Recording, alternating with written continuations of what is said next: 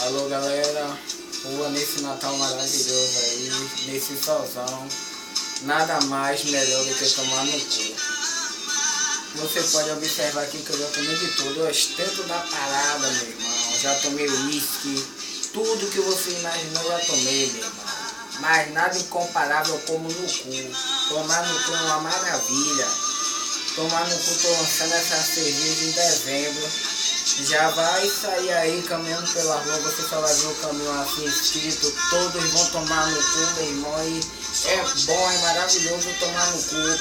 Como você pode imaginar, essa cerveja foi lançada por mim, foi em abril, em vários locais, imaginando com o nome Envio no Cu, porque no cu é ótimo.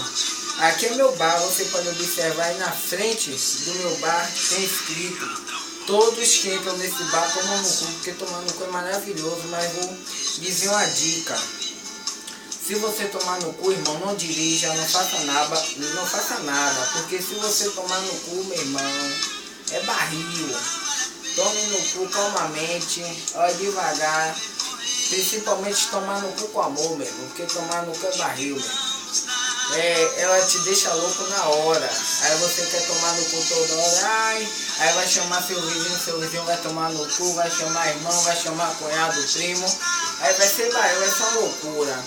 Vou tomar no cu aqui para degustar, para ver se ela tá criada do jeito que eu gosto, do jeito que vocês brasileiros, qualquer um do mundo vai gostar de tomar no cu.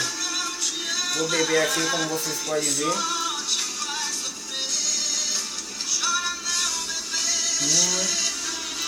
Rapaz, tomar no cu é ótimo, parceiro. Se você tomar no cu, rapaz, você vai querer tomar todo dia, rapaz.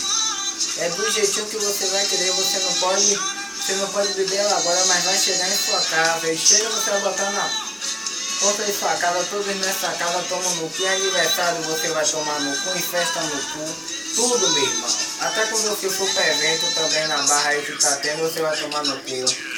Valeu, galera, eu vou saindo aqui, mas também tomando no cu, né, que é bom.